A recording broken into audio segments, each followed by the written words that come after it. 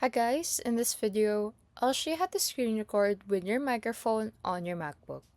This is super useful if you want to record tutorials, gameplay, or presentations with your voice.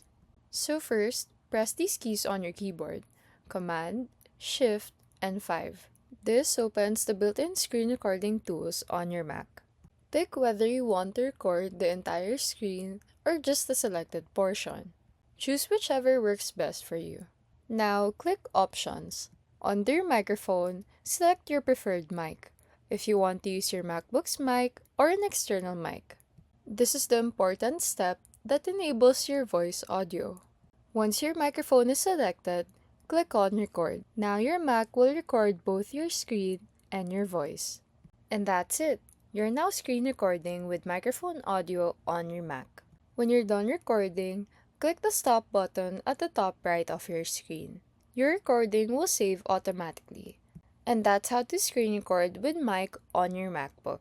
If this video helped you, feel free to like and subscribe for more quick tutorials.